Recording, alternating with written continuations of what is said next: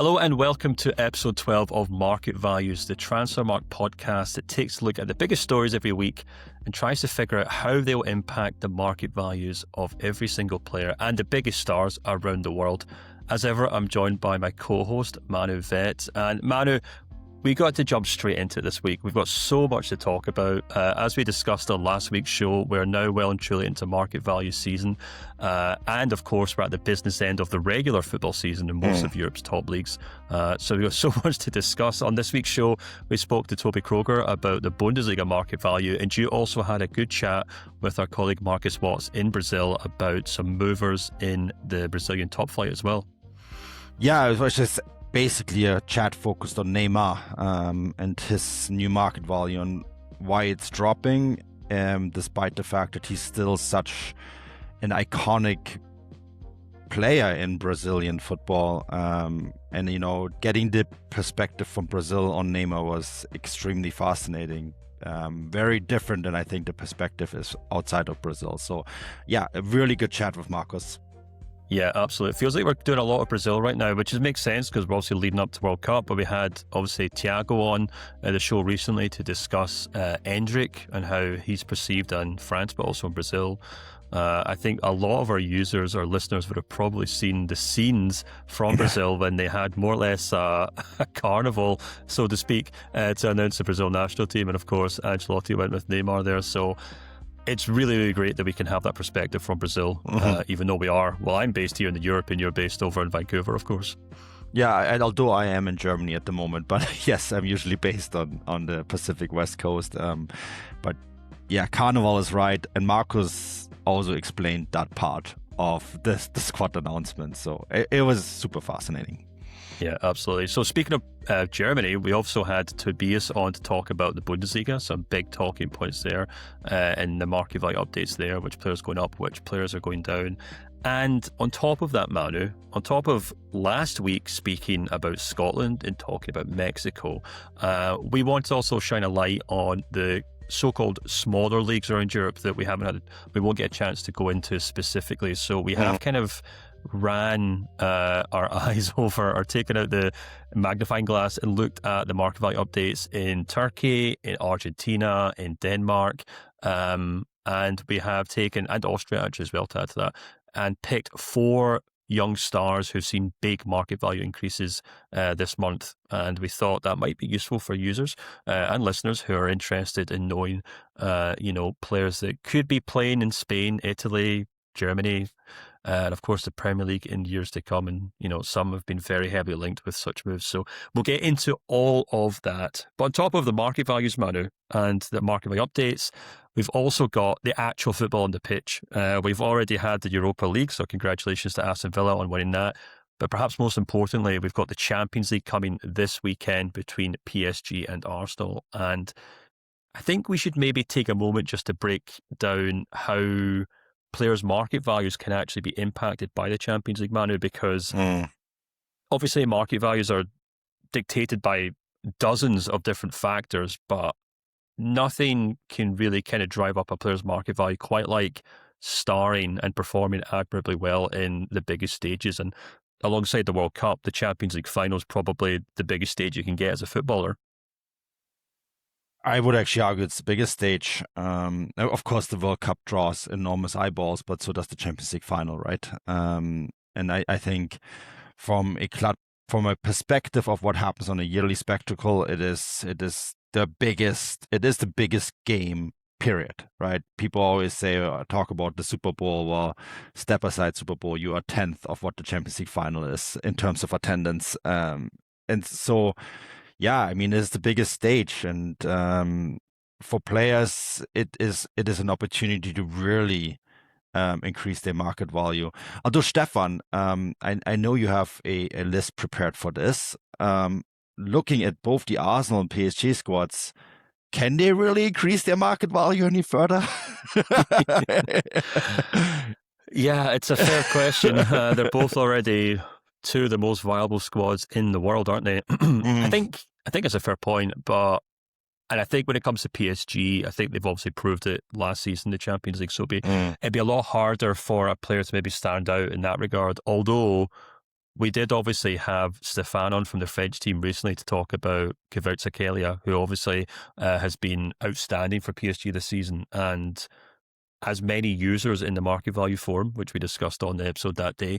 And I think fans in general would say his market value is maybe a little lower than expected. So among the PSG players, he's one that could maybe stand out in this final and see his market value rise. But I mean, in terms of Arsenal, they've got a lot of obviously established players, but they've also maybe got some players who, having just won the Premier League, of course, would want to go on and stamp their approval in the Champions League. You got young players like Miles Skelly, maybe even Max Dowen if he comes on in that game. But I'm even maybe looking at kind of established stars. You've got players like Saka, Odegaard, and Havertz who've all played parts in this season, so to speak. They've all been in and out of the team despite being big players for Arsenal. And I think they'd be looking at this Champions League final to say, well, I've only been able to play a part of the role in the team getting to the Premier League title and perhaps getting to the Champions League final. But if I can do something in this final, I'll be able to say I contributed. I offered everything I could for the season.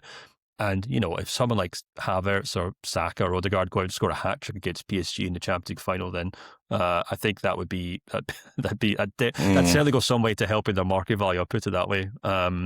And then there's other players like Declan Rice, who's already kind of rubbing shoulders with the best central midfielders in the world. If he goes out and obviously performs, particularly against that PSG midfield, which I think have basically bulldozed any opposition they played this season, then that would do really, really well for Declan Rice. But it's really interesting, Manu, because more or less every player to a man in both teams will also be going to the World Cup. So it's about kind of building up that momentum, isn't it, as a player?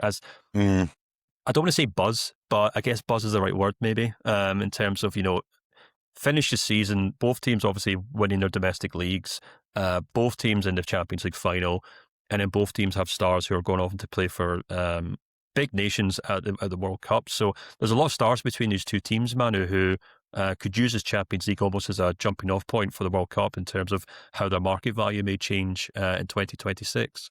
Yeah, I mean, there's a few that you may name. There's a few that already have quite a high market value. I'm thinking someone like Desiree Doué, right, was at 90 million. Is this the moment he's going to 100 million plus? Kvaratskhelia, you mentioned already. I'm also thinking, Kai Havertz, who's seen his market value drop quite a bit because of injuries, lack of form, etc.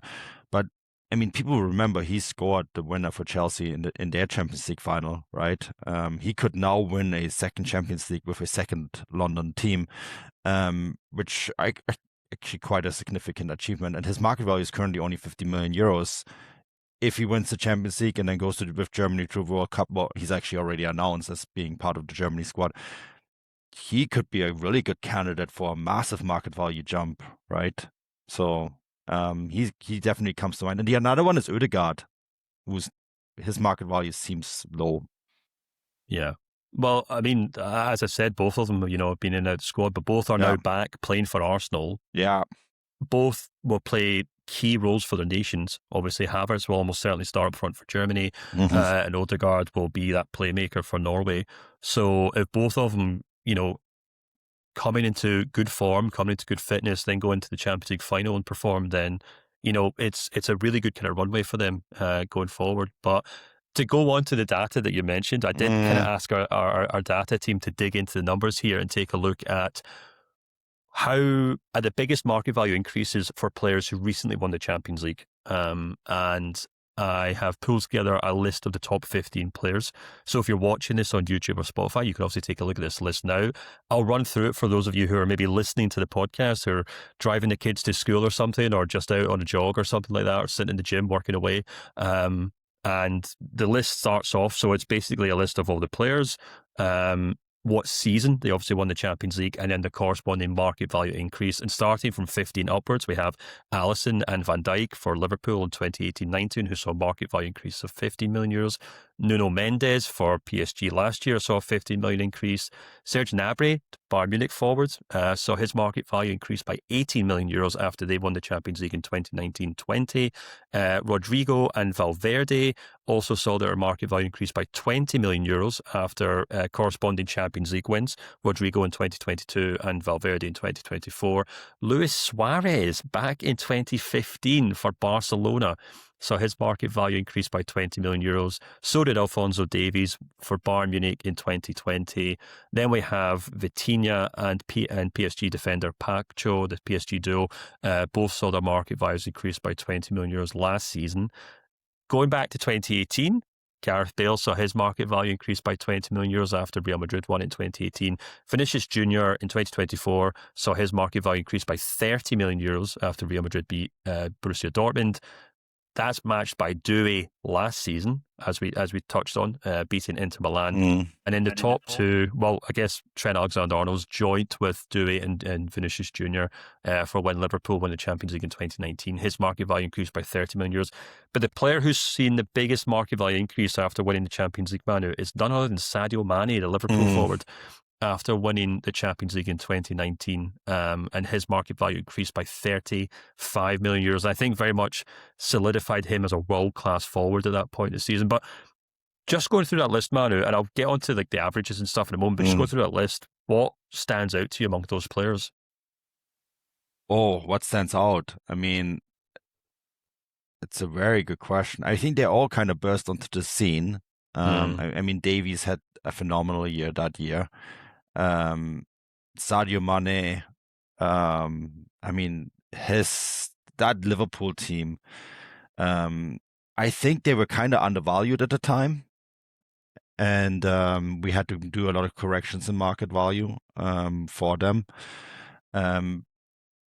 Trying to think, this seems like a catch question, like something that I'm missing. So I think you might have to reveal it to me, but I feel like back in school. But I think what also stands out to me is, especially when you look at PSG, there is still room. I mean, Doué, I can see a world where Doué next year shows up on this list twice.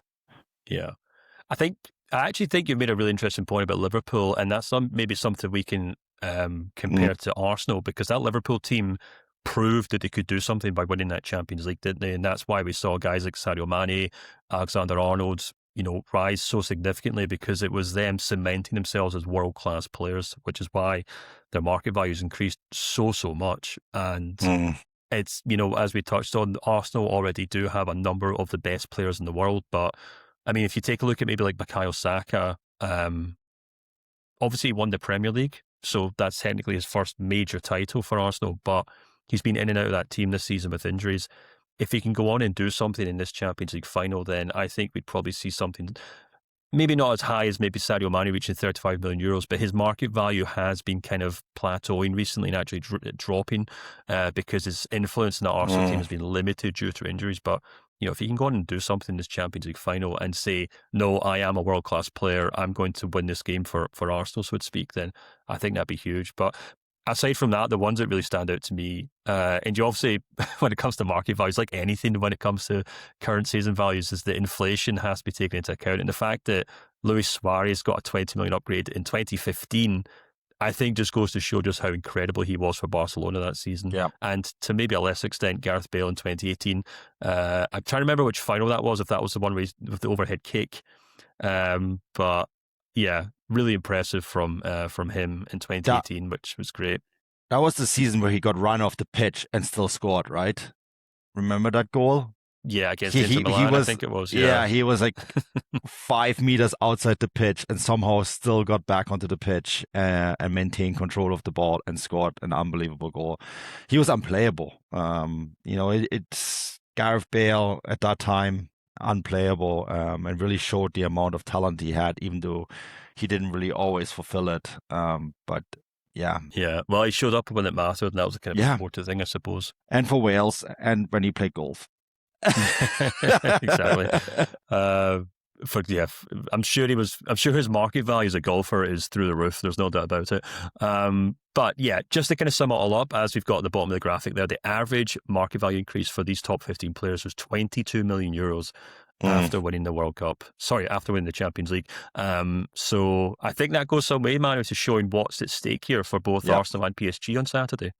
It really does. And I think, to be quite honest with you too, it's the two best teams in Europe. There's not much of an argument you can make in that regard. PSG got past an amazing Bayern Munich side to get there. And Arsenal have been playing an incredible strong season in the Premier League, and it is going to be an incredibly fascinating final. PSG feel like the final boss at the moment, don't they, as defending Champions League winners? And there isn't many teams that have managed to win the Champions League twice in a row. Real Madrid, of course, have done it, but many other teams have failed to do it in recent years. And PSG feel like a team that could actually do it, win it twice in a row.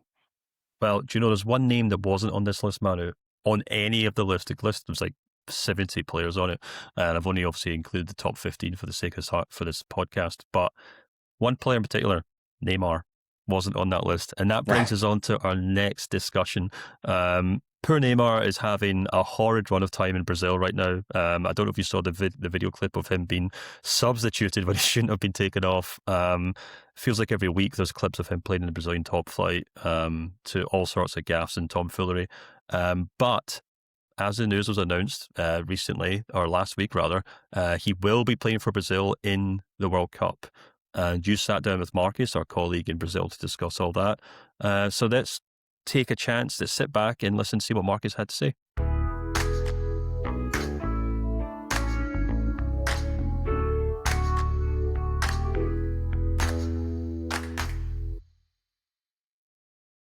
And I'm now joined by Marcus Watts, my good buddy in Brazil, the area manager for Brazil. How's it going, Marcus? How is Sao Paulo doing? Hey, Manu. Hey, guys. Believe it or not, we're feeling quite cold here in Sao Paulo. It's obviously not as cold as most of our listeners are going to think it is. But for us Brazilians, it's quite cold right now. Okay. What's cold for you? Reveal it. Yeah, so right now we have 16 degrees Celsius where I live in Sao Paulo, which for us, when it's always warm throughout the year, 16 degrees Celsius feels like freezing. Yeah, I was just gonna say that is actually not too bad. It's not warm, but it's cold.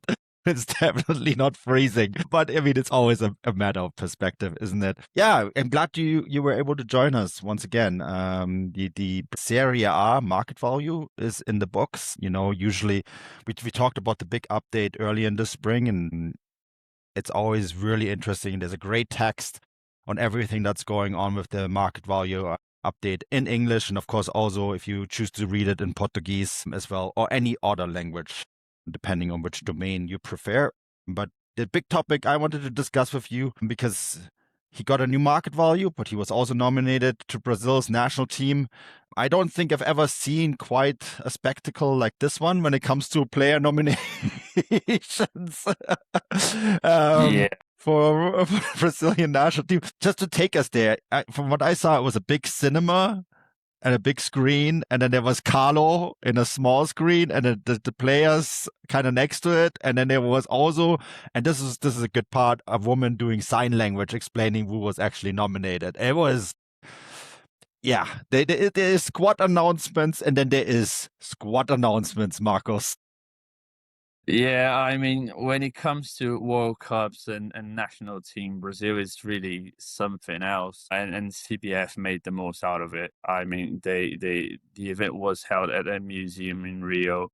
They had this theater, like everything was special for the announcement. And then the biggest question was, obviously, is Neymar going to be on the list or not? Yeah. And yeah, the answer might have surprised, might have shocked some people, but it was somewhat expected by most people here. Yeah, I thought it was interesting, the fact that he was announced to be included in the squad. I don't think I was shocked by it, because It's similar to maybe leaving out Messi for Argentina or Cristiano Ronaldo for Portugal. Having said that, those two still perform for their national team at a very high level, right? I'm not sure the same is quite true for Neymar. And so when the announcement was made, it was like, okay, well, he's obviously in it. A couple things came to mind. But before we get to that, I also thought it was so fascinating to see the response of players. Marcelo had like a video that he posted and is celebrating. I mean, buddy, you're not going, so why do you even care whether Neymar is in this squad? There seems to be this real kind of divide between how players feel about it, how the Brazilian media feels about it. And then I also saw reactions from abroad. Like I was asked by a fellow Brazilian journalist to write a reaction. And I thought, well, it's great that Neymar is in it. And, but the problem is now that he's in it, you have to play him, but also means he's taking up someone else's spot. Like not only do you have to play him, but he's also taking up someone else's spot. And in this case, it was Joao Pedro, who he's one of the few players that really performed for Chelsea this season. And so do you take a player who's a regular goal scorer in one of the top 5 leagues over someone who's always hurt and 34 and will have to play? I thought that was quite interesting. What was your reaction to his nomination? Yeah, I mean, the call-up speaks volumes about what Neymar represents in Brazilian football, I think. Mm-hmm. He's obviously not in the best shape. He's obviously not playing his best football at Santos right now. But Neymar is Neymar at the end of the day. As you said, it's something similar to what Messi is in Argentina, what Ronaldo is in Portugal. And I mean, it was tough for the past few months not having Neymar in the national team. We really expected him to be ready to be tested and then see how he really performs in Brazil. But he was unfortunately always injured when Brazil was playing. He almost got to play a few games in the beginning of the year, but unfortunately he wasn't ready. And I mean, I think it makes sense to have most people divided. I mean, there will be people who agree that he should be selected because he's the technical leader from this Brazil team. He's going to be the most skilled player there, even though he's at an age that he won't be performing as well as he was a few years ago. But at the same time, it makes sense to argue that he's not in shape for the World Cup. You can't expect a player in his current form to perform at the highest possible level for like 6, 7, 8 games. But I mean, it really depends on who you ask. If you ask me, I think at the end of the day, I really thought about it for a long time. In the beginning, I thought it didn't make sense for Neymar to be included just because he wasn't performing at the level that we expected. But at the same time, when I stopped to think about it, what he represents to the players who are in the squad, the morale booster he is to the team, really just, he might be the light at the end of the tunnel, He might be the hope that Brazil needs to win the World Cup. He represents that in a way. So I think if Mr. Carlo Ancelotti thinks it makes sense, I'm going to back him up and say, all right, so I agree with that. I believe he knows what he's doing. And if there's one guy I trust to take care of the situation and say, okay, I know what I need to do for this World Cup, is Mr. Ancelotti. So yeah, I mean, for me personally, at the end of the day, I think it makes sense. I would include Neymar in the final squad, but it's a shame to see a player like João Pedro miss out on the World Cup. I mean, he's such a great footballer. We've seen him perform quite well for Chelsea this season. I mean, but that's the thing. You can only select 26 players. And as I said, we have to trust the manager to make the right decisions. Tactical-wise, I think you see now Brazil taking 9 defenders to the World Cup when usually in past World Cups, Brazil would take only 8 defenders. I mean, Ancelotti knows what he's doing. And as he said in the press conference after the call-up, unfortunately, there are going to be some very, very good players left out. But at least for the hopes of João Pedro, he has more World Cups to play in the future. So, yeah, I mean, that's the hardest part, I think, selecting who's not going to be in the squad. But at the end of the day, is a decision they have to make. And I hope they did the right one by taking Neymar and leaving some guys like João Pedro out. It's so interesting to hear your perspective on it, because obviously I'm a foreigner. I have an outside perspective, and that's it. I don't think we can really appreciate what maybe Neymar means to the people in Brazil, right?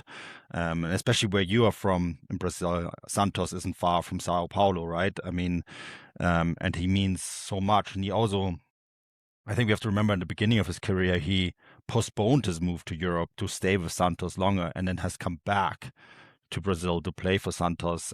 I think these are things that weigh heavily, and that maybe the European mind cannot comprehend, Marcos, to put it that way. It is so very fascinating to hear that side of it, but I also wonder how much of this is driven maybe by also marketing. The World Cup is in the United States, which will also provide significant challenges for a player like Neymar, because we're talking different climate zones. They're playing quite a bit of games on the East Coast, where it's going to be very hot, and then of course you have to deal with different time zones, etc. Although that's similar to Brazil, I reckon. And I do wonder though, and this is also, I think, a big thing that's happening with Messi in Argentina, is how much of this is marketing driven, right? But the fact that FIFA, for example, pushed Inter Miami to be at the Club World Cup last year, because that meant Messi, and that meant more eyeballs, and meant sold out games in Miami and all that sort of stuff. And I wonder how much of that is also a pull here, if it is any. And I mean, that also then, of course, once you're able to answer this, if you can answer this question, we have to also talk about what's going on with his market value. Yeah, I mean, there's layers to it. I think, as we said, Neymar represents so much for Brazilian football and for Brazil, really. I mean, he really is that kind of such a big, big persona. Like, he's culturally important, not just for football, for Brazilian culture as well. So, I mean, it must not be easy being Neymar, at the point that whatever he does in his life, in his daily life, is going to affect a lot of people's thoughts, opinions. It's going to generate some fuss. So, yeah, I mean, he's always been like that. He's always been that sort of an idol here in Brazil. So people look up to him, and they are really keeping an eye on literally anything he does. And we're not even talking football now. I mean, it's literally anything Neymar does has an impact in Brazilian culture. So I think it must be tough being Neymar. And yeah, I mean, he came to Brazil. He came back to Brazil. We had a lot of expectations upon his return to Santos. He didn't really meet these expectations at first. Then he started struggling with injuries again. And whenever he seems that all right, now he's going to keep on going. He's doing fine now. He would be injured again. And I mean, I completely understand it. It's a consequence of his style of play, everything he's done throughout his career. And it's tough on him, but it's a bit disappointing to see what the Neymar return to Santos was. But still, then I think, as I said earlier, he is the technical leader for this Brazil national team in the World Cup. So he could be the guy to make a difference. Let's say if Neymar doesn't start for Brazil, he could be like a super sub and come out and just like score the winning goal every single game Brazil plays in the World Cup. So he really has potential to be that guy because he's that good. So yeah, I mean, it's very intriguing to think about Neymar at the World Cup and to think how Neymar has been doing recently. But market value wise, I mean, we couldn't go another way apart from downgrading him. I mean, Yeah. if you say performance-wise, he's not doing as good as we expected. Unfortunately, he isn't the player that we expected him to be at this point in his return to Santos, and he's not getting any younger, really. So we had to, despite him being in the World Cup, despite him still being Neymar, we had to downgrade him slightly. But hopefully that won't mean a lot in the World Cup, and we can see him perform greatly for Brazil. Yeah, the downgrade is 2 million euros, right? From 10 to 8. It is a conundrum that you have to deal with because he's a legend. He's such a big name. And I have the same problem. I mean, my function as the area manager for North America, I have a similar problem with Lionel Messi every time we do a market value update. You have the status of a player, the size, the marketing potential, and then you have age and performances on the other hand. And, we have to weigh all of that. And I'm pretty sure Kibirius, or our colleague in Asia, has the same issue with Cristiano Ronaldo every time he does an update too. It's hard, right? Because like if a player like Neymar or Messi becomes available, there would be clubs that would be willing to spend whatever just to like get a photo with the jersey of like the player of the jersey, right? And I mean, Neymar might be soon my problem, right? Because he's been heavily linked with a move to Cincinnati. You might have to pass him on to me, and then I have to deal with it. And Cincinnati would pay whatever it takes in terms of salary to get him. Yeah, I mean, there are these kind of players where people will just being here, just being at your club, it means the world to you. It means the world to fans. It means a lot for the league. Yeah, I mean, Neymar, Messi, Ronaldo, they are these kind of players that they mean more than just what they perform at the pitch. I mean, it's not a surprise that there was this much anticipation about the Brazilian national team call-up because of Neymar. I mean, obviously, everybody wants to know who are going to be at the World Cup, who's going to be the 26-man squad. But I'll tell you what, 80% of the anticipation was about Neymar, at least. And they are that big, these kinds of players, and they mean a lot more than just what they perform, what they put out on the pitch. So, yeah, I think Neymar is not very much different from Messi and Ronaldo in that sense. And we have to understand that even though they are being downgraded because they're getting older, they're getting closer to the end of their careers, they still mean a lot more in terms of football marketing and what they represent as a brand and, as a person as well.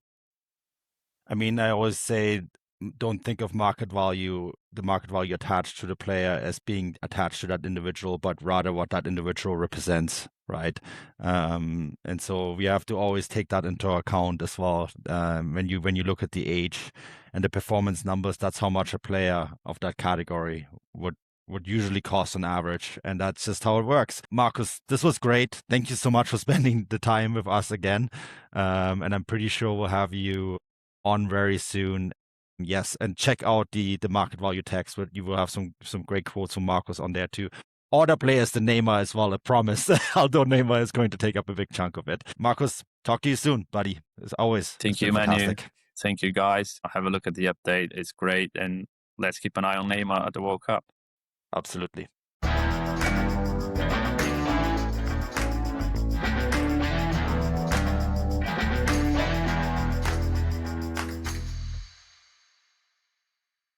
And we're back. It's me and Manu, and we're here to discuss, I think the best way to describe this, Manu, key players in smaller leagues that we think people should take note of because they might become very good one day. I don't know if that's that's the tightest headline I've ever came up with, but that's maybe the best word. If this was like Football Manager, or if you're playing Football Manager, I guess this is like our equivalent of having that short list of wonder kids that you sign at the start of the season. Is that a better way to describe it? 4 players outside the top 5 leagues you need to pay attention to. Exactly. There we go. 4 players your club should sign if they want to win the Champions League in 5 years' time. There we go. Yeah. Or something like that. But yeah, we've been, obviously, as I said at the start of the show, we've been racing through the market value updates on Transfermarkt. The big ones obviously get all the attention, Premier League, La Liga, Liga, and etc., things like that. And of course, on this week's show, we discussed the Bundesliga, which we'll get to shortly with Tobi. But we also do market values of all the lesser leagues as well. We do obviously cover them on the website, and Manu's usually in charge of that. So he's got plenty to add in terms of discussion with the forthcoming players. But we don't always get a chance to talk about them on this podcast. So instead of trying to fit the leagues themselves in, we've kind of cherry-picked the best players from them, and we picked 4 players from 4 leagues here. And Manu, we're going to start in Austria, in Salzburg, not far from where you were born and raised. RB Leipzig left winger Karim Alibegovic. Salzburg, not Leipzig. Yes, Salzburg, yeah. Same company, different team. Did I say Leipzig then? You sure did, but that happens probably to a lot of people. Well, some may say that's by design, but anyway, yes, Salzburg, he doesn't play for Leipzig yet. It might be along the way soon. But yeah, left winger, 18 years old, Alibegovic, Kosovan, very impressive young talent, Manu.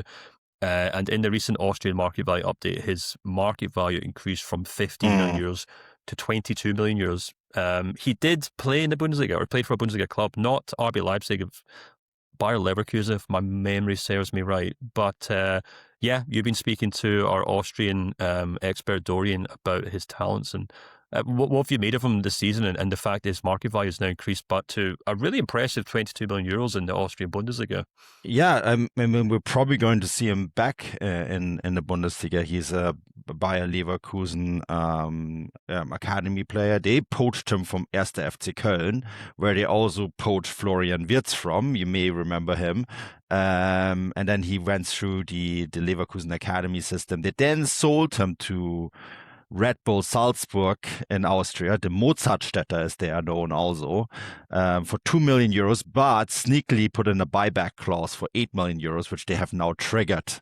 So Ale Begovic is coming back to the Bundesliga. There's been a lot of rumors, Roma, Napoli, Inter Milan, they've all been trying to sign him. I understand that Leverkusen have plans with him. They have another really talented player in Ibrahim Matza, and the two of them, I think, would complement each other quite well. But yeah, because of all the offers that he's been receiving from other clubs, and of course the fact that Leverkusen were so quick to trigger the buyback clause, that was a reason why our area manager in Austria and Switzerland, Dorian Schuster, who I spoke to about him, increased the market value. He also pointed out that Ale Begovic actually didn't have a very good second half of the season. For the third year in a row, Salzburg are not going to win the Austrian Bundesliga title. They were beaten out twice by Sturm Graz and this year by Lask from Linz. But, because of all the hype around Ale Begovic, who also was a key player for Bosnia on their run to the World Cup at just 18-year-old, there's a really interesting thing going on that Bosnia have one of the oldest players at the World Cup in Edin Dzeko, but also going to have one of the youngest in Karim Alibegovic. And, he's German born and raised, but represents Bosnia. And with all of that in mind, there was really no way around giving him a significant market value increase. And I personally, I have family on the border to Austria, 20 minutes outside of Salzburg. So I do actually go regularly to Salzburg games when I'm over here. I think he's a star. There is no doubt in my mind that Karim Alibegovic is going to be a star at Leverkusen, because I have a hard time seeing them selling him on this summer, even though there is significant interest. Yeah, I should say, I think I said he was Kosovan at the start of the section, and I really should apologise for that because he's obviously Bosnian, which is not the same thing. So my apologies for that. Not quite, but I understand why people make the mistake. Yeah. I think it's not Roger Federer, what's his face, tennis player. The other tennis player who's not Roger Federer. Djokovic. He was obviously asked about the nationalities in that part of the world, and he said, look, we're all the same. People need to stop getting worked up about it. But that's not for me to say. So anyway, but yeah, you're absolutely right. I think he's really, really interesting player. And I was just checking his youth stats, which you can get on Transfermarkt, and his numbers are insane. For Leverkusen's under-17 team, he has 26 goals and assists in 43 games. For the under-19s team, he has 28 goals and assists in 29 games, which is obviously what led to him moving on to Austria. Yeah, I'm really excited about him too, Manu. I think Alibegovic his career, to me, seems to be going in a very well-structured way. He performs well at Leverkusen at youth level. He then leaves to go to a senior club to play senior football at a lower league, with all due respect to Austrian Bundesliga, which is considered in many ways a good stepping stone up to Bundesliga. And he's done remarkably well there at Salzburg. Okay, as Dorian, who, as we like to say, he can be very critical at times. He's got very high standards for the Austrian Bundesliga. So, but, that's important. He hasn't been perfect, Alibegovic, but he has starred for Salzburg. And he's now arguably proved himself at that level, and now he's got to go and make the step up to the Bundesliga. So it'd be really interesting to see if he starts for Leverkusen. Maybe they loan him out to another Bundesliga team this season, perhaps, see how he does in the German top flight. But yeah, a really interesting one, and Manu definitely want to keep an eye on. And as we said, if you're playing FIFA EA Yeah. Sport, whatever it's called these days, or Football Manager. Keep an eye on him. And he will undoubtedly, in 12 months' time, if he does play for Leverkusen, be linked to your Premier League supergiant of choice, as is always the case. The next player, Manu, and we're heading off to Midtjylland in Denmark, which is Dario Osorio, and he is a Chilean, making sure I get the nationality right this time, right winger for Midtjylland, and his market value has increased from 10 million to 50 million euros. 22-year-old right winger, and he's absolutely dominating the Danish Superliga, isn't he? Yeah, he is. He's such an interesting player. Just looking at his stats now, if I pulled him up on time. I can read them out to you if you'd like. That'd be perfect, yeah. He's got 8 goals and 10 assists in all competitions for Midtjylland this season in 49 games, which is a very big season. And of course, he's also been playing for the Chile national team as well. He's got 2 goals and 23 assists, 2 goals and 23 appearances for them. Yeah, I mean, Chile is an interesting one too, because they had that golden generation where they dominated South American football. And that is kind of come and gone. They're not even at the World Cup in 2026, right? So I think there's a lot of hope in the young man from Huelas, Chile, because they are a country that a football mad country that are looking to get back to the world stage. And he looks like a guy who can maybe spearhead that next generation. Yeah, absolutely. Interestingly enough, I actually spoke to our man in Denmark, which is Tobias Rattel, who runs over our market values in Denmark. I spoke to him back in December when we last updated his market value, and he said something quite interesting. He said Osorio, has made the national team debut at just 18 years of age. He's versatile and therefore an all-rounder, whether as a winger or wing-back or on either flank. Or as a central attack midfielder or as a striker. So at just 21 years of age, he can basically play everywhere. And I did ask him why he hadn't moved up to being the most viable player in Denmark. And he said the reason he hasn't yet made that big leap is due to his goal scoring record. He has good stats, but they look worse than they are because he often sets up the assist, so to speak. So the pass before the assist, if you know what I mean. And his physique would probably not quite fit the Premier League just yet, as he lacks a bit of strength. A move to Spain or France is always a good option for a young, skillful player. That's where I most likely see him playing. And this part's really interesting. Many Chileans see him as the next Alexis Sanchez. His strengths lie in one-on-one dribbling and his impressive technique with the ball. So no pressure on poor Osorio, but it's worth mentioning, Manu, that his market value now at 15 million euros. When he made the move to Midtjylland, it was just 3.5 million when he moved directly from Chile. And that was just in almost 3 years ago. So he's certainly going from strength to strength in Danish football. And I mean, if I quickly pull up his rumours page on Transfermarkt, yeah, he's been linked this year alone. Since the start of the year, he's been linked to Roma, he's been linked to West Ham, he's been linked to Fulham, he's been linked to Arsenal, he's been linked to Bologna, he's been linked to Borussia Dortmund, he's been linked to Hertha Berlin, he's been linked to Bayern Munich. So, many people listening to the show might not know who Osorio is, but our data scout in Denmark certainly knows who he is. And it seems as though a growing list of the top clubs in Europe know who he is as well. No, absolutely. I mean, Midtjylland is a club that a lot of teams scout, right? They do very good work. Midtjylland and Nordsjælland are the two teams that have kind of been really data-driven and thinking outside of the box. And I believe also part of multi-club kind of organizations. So yeah, they do a lot of things really well there. And if for Scandinavian football in general, they have to be so much smarter than the rest of the world when it comes to recruiting players and finding gems that they can sell on and to finance their leagues. And I find when the Danish find a good player, he usually turns out okay. So yeah, really good player to watch. Yeah, absolutely. Okay, moving on to the next one, and we're off to Turkey, and this is Trabzonspor Sedge midfielder Christ Enal Ule, who really interesting player, Manu. They're all interesting players here, of course, but this one's fascinating in the sense that young 20-year-old midfielder, excuse me, makes the move to Trabzonspor from the second division in France And he's just gone from strength to strength in Turkish top flight. His market value has now increased from 17 million euros to 23 million euros. And you put together our article on the Turkish market value update, and you actually got some quotes and some insight directly from our Turkish team on this young central midfielder.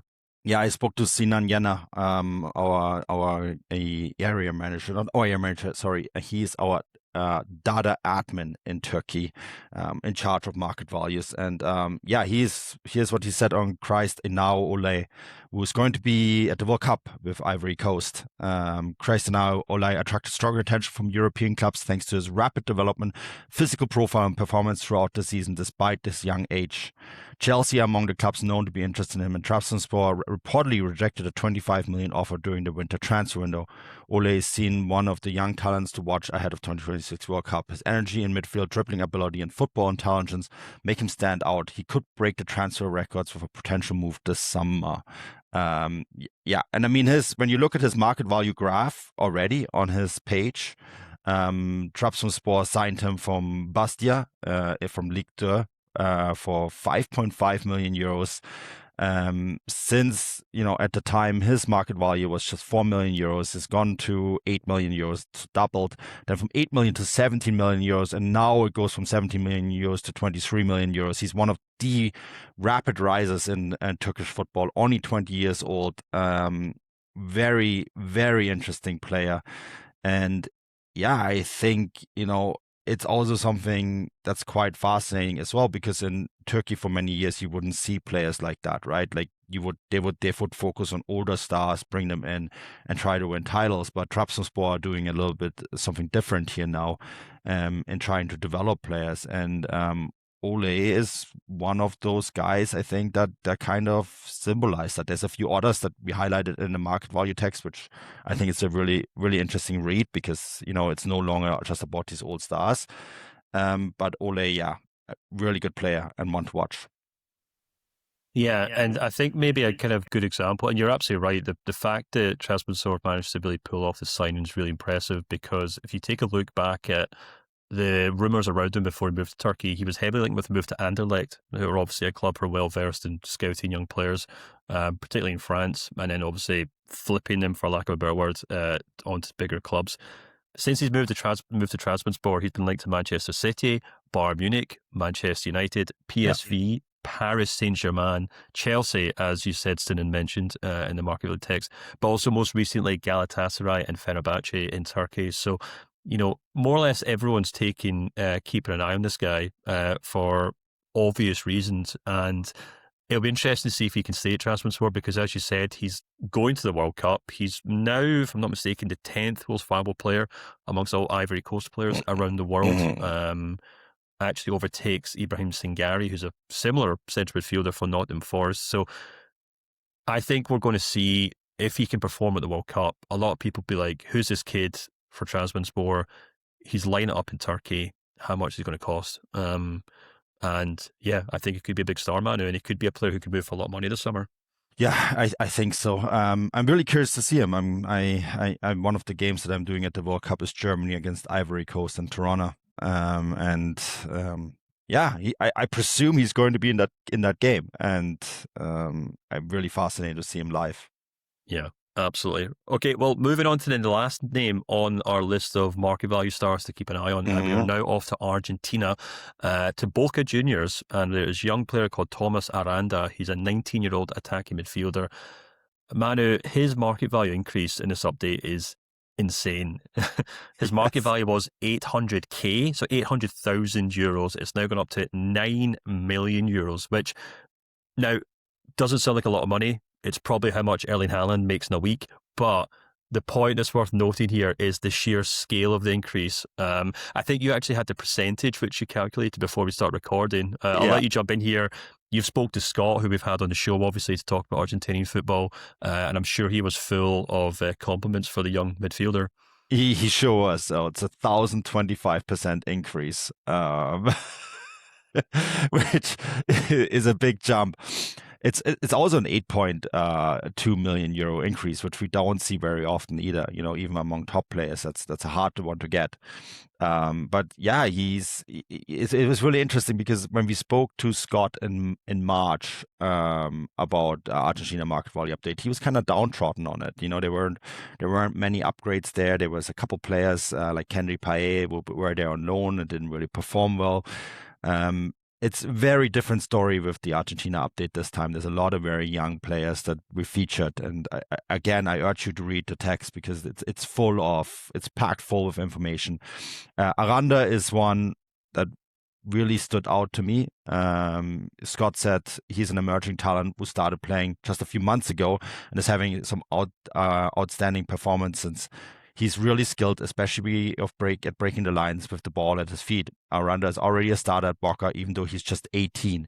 He's a starter at Boca Juniors, 18 years old, and playing as an offensive midfielder. He's very good at finding spaces, receive the ball, and leading his team's attack, often breaking lines with through balls, dribbles. Like Delgado, who we also mentioned in this, and he's the new most valuable player. He's a part of Argentina's 55-player list for the World Cup, which means, you will see a lot of Scott announcements over the next few days. Just to really quickly explain this 55-player list, all national football federations at the beginning of the month had to submit a 55-player list to FIFA. This is for doping protocols, right? And the squad lists that you're actually seeing have to be picked from these 55-player lists, right? It also means that if a player gets hurt, national federations can pick from these 55-player lists as well, right? So Aranda we could see at the World Cup for Argentina. It is a possibility. Maybe it's too soon, but the fact that he was chosen and put on that list, I think, is quite telling. Yeah, absolutely. A really, really fascinating player. And I was just looking at Boca Juniors' most expensive sales of all time.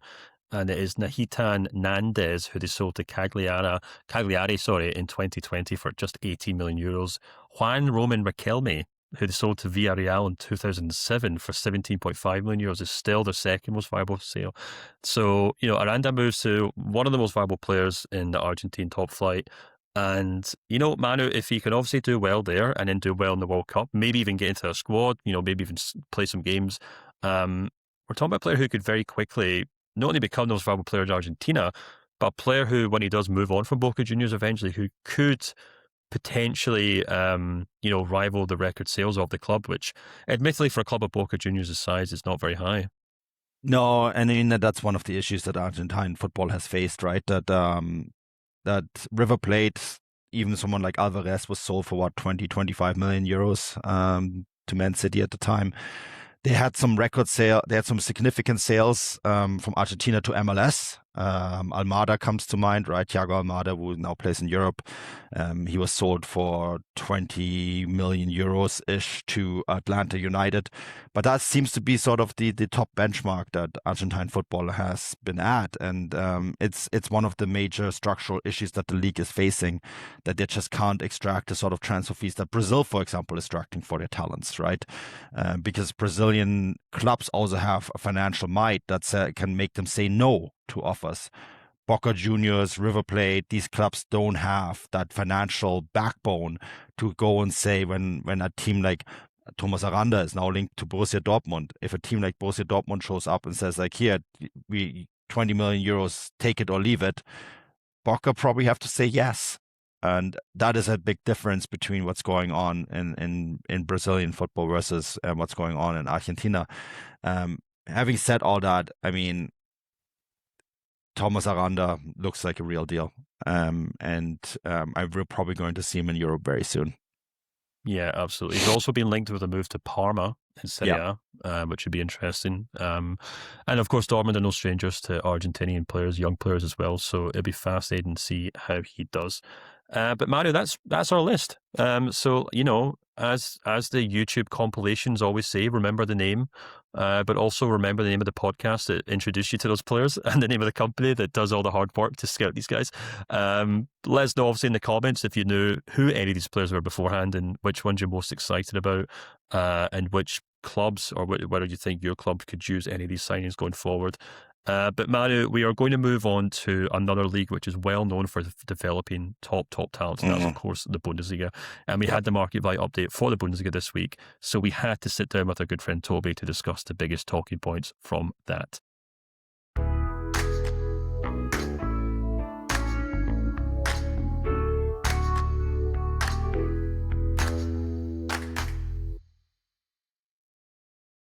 And I'm now joined by Tobi Kroger, who is in charge of all Bundesliga market values at Transfermarkt. Tobi, the Bundesliga market value update is now live today as this podcast goes out. How are you doing, and how have you enjoyed the end of the Bundesliga season?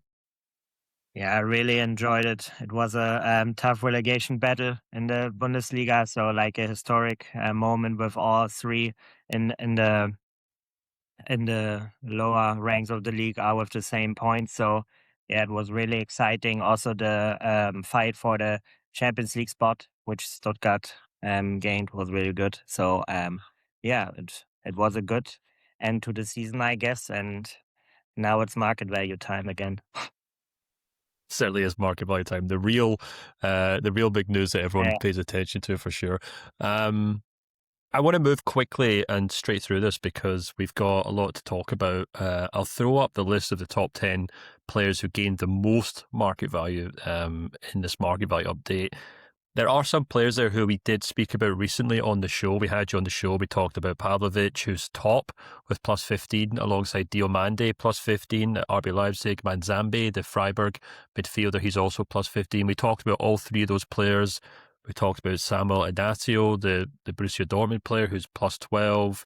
But there's other names on that list that I think we should maybe touch on. One who I find really interesting is Kaishu Sano, the defensive midfielder at Mainz, who's seen his market value increase by 15 million euros to 40 million euros. What have you made of him? And what I think, if I'm not mistaken, was his debut season in the Bundesliga?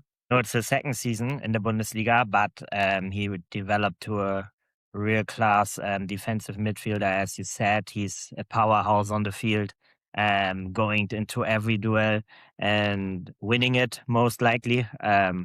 He's a real machine, as you want him to be as a defensive midfielder. And I guess there are a lot of teams who want him because also stats wise, I guess also every team who have like these scouting tools which have the most impact on the transfer strategy. I guess when you search for a defensive midfielder, when I look at Brentford, Brighton, anything like that, then he will be on top of the list surely. So, but I think also in the Bundesliga, Dortmund should be interested. Maybe they are in the summer. We will see.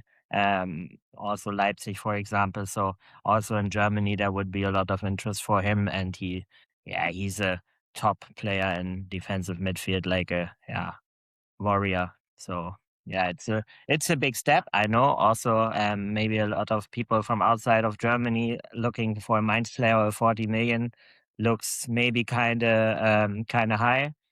But I think when you see him play, you know exactly why he's on that level. Yeah, absolutely. A very impressive player to keep an eye on.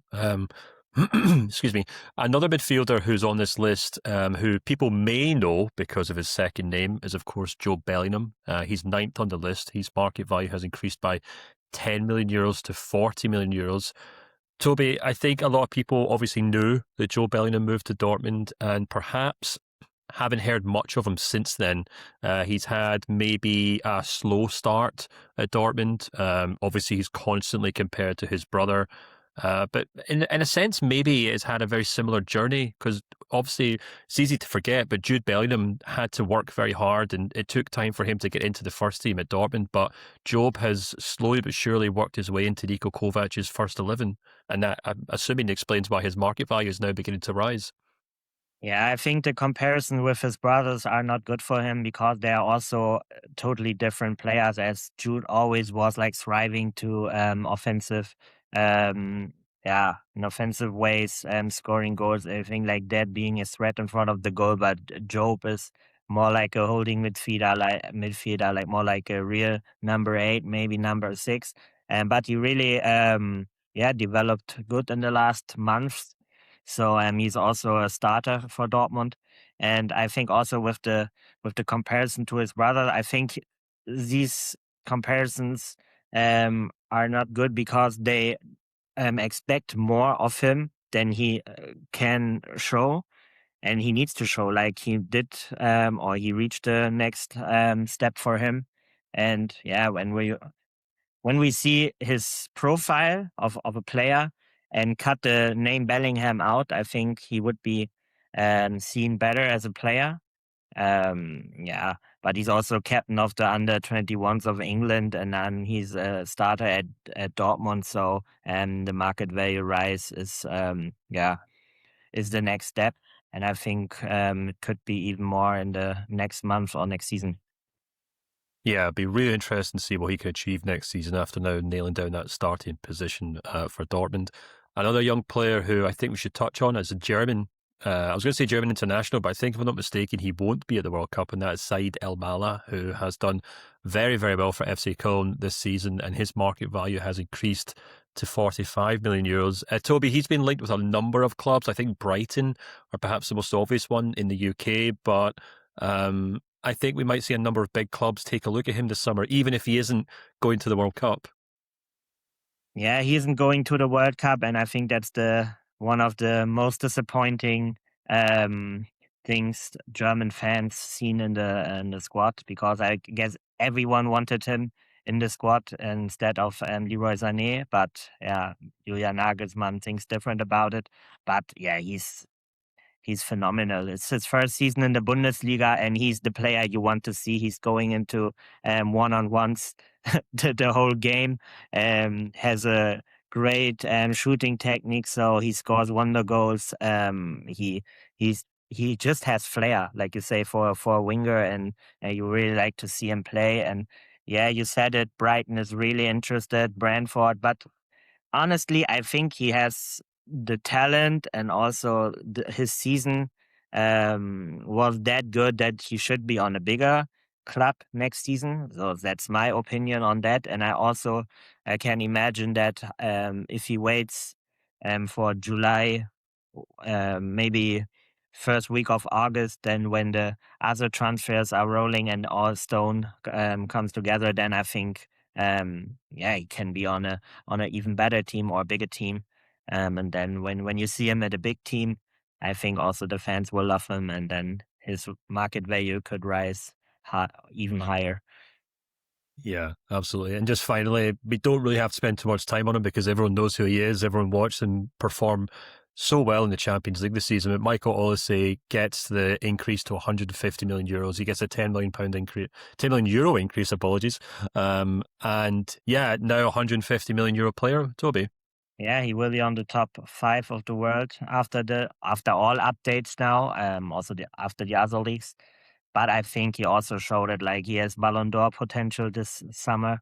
Also, I think we can assume that he will have a good World Cup with France. And yeah, he also showed on the biggest stage, like with Paris game, with the Real Madrid game. So yeah, he's he's one of the best players in the world, and this new market value showed that also. Yeah. When we then flip the script and take a look at the players who've lost the most market value in this market value update, and we throw up on the screen there, it makes for interesting reading, Toby. We have 10 players. We got Julian Brandt, -5, Kim Min-jae, -5, Joshua Kimmich, -5, Alphonso Davies, -5, Harry Kane, -5, Fabio Silva, -6, Mohamed Amoura, -7, Serhou Guirassy, -8, Karim Adeyemi, -10, and Jamal Musiala, -20 million euros. People may take a look at that. They might look at the club badges beside it and note that all but one of the players in the top 10 is either a Bayern or a Borussia Dortmund player. Do you want to maybe just explain for maybe people who haven't been watching German football this season why there's so many Dortmund and Bayern players losing market value in this update? Yeah, it's not particularly because they are playing at these clubs. So I would say you can or you need to watch every player for themselves for the reasons. Because when you see Harry Kane, it's an age downgrade. He's still more than half more worth than players in his age category. He will be 33 this summer. So we need to do a little step down, but it's only just the 5 million because he's on that high ceiling right now on this in his category. Girassi is also, the age is coming into that. Also, the rumors were not like in the last summer like the biggest teams in the world. It was more going or tending to something like Fenerbahce, Saudi Arabia, or something like that. And we also have like in other leagues like pairings, like we see, okay, if Girassi in his age class is going down, then we also have to compare with Ollie Watkins, for example, who is in the same age category. We see him a little bit under that, but so all the comparison needs to be online. So Girassi is also going down because of that. Also, Julian Brandt's going 30. Kimmich also. Kimmich is we get also an age downgrade, but his performances are like we knew from the last 10 years, I would say. But he's also the most valuable player in his age category in the world. So that's a case in general for Bayern, that a lot of their star players are aging right now. So that's, for example, the total opposite of PSG, where all the top players are more or less like 24, 25, 26. Even Dembele is 30. So that's a big point in that cases. And when I should say something about Musiala, it's like we are also sorted these elite players with 100 millions and around. And then we seen, okay, with all this comparison with other players, Musiala is a bit too high after his injury, which affects him still, even though it gets slightly better in the last games. But he was too high for all the circumstances around him, and Adeyemi lost his place at Dortmund. And honestly, there are a lot of rumors of Adeyemi going to the Premier League and also the big clubs, but personally, I'm not sure if that happens. Yeah, Adeyemi is the one that really stands out. He's a player who's constantly linked with moves, but really struggled against that Dortmund team under successive head coaches and, of course, the German national team. So, a downgrade for him certainly makes sense. And it'll be really interesting to see if he sticks around at Dortmund or does opt to move somewhere else to try his luck at another club. But just to go back to Musiala briefly, he's obviously at this stage of the season just returning from injury, perhaps not quite the player he once was or hasn't shown it just yet, maybe not up to 100% full fitness, but maybe an opportunity, Toby, for him to bounce back at the World Cup where, he will be so important for Germany alongside Florian Wirtz, who's also had, a difficult season at Liverpool. But maybe the World Cup for both of them offers an opportunity for them to show what they can do and show they're still very good players and potentially turn around that downgrade in market value. Yeah, I think it's a good chance for both to shine again on the stage. And I think also both need to shine on that stage again, also to show the whole world, that they are still on the level they had like 1.5 years ago. Everyone was, really excited about them too.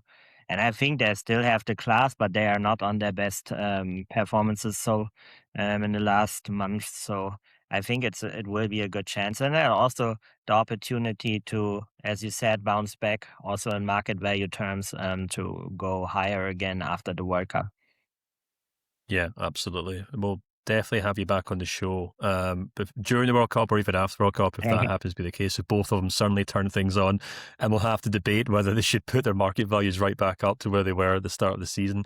But Toby, that's all the time we have. I'd like to say thank you for coming on the show. I'd also like to thank everyone who listened to this week's show. And always, if you enjoy the show, please let us know in the comments below, and do rate us on Apple Podcasts, Spotify, and like and subscribe on YouTube. But until next time, we'll speak to you again soon.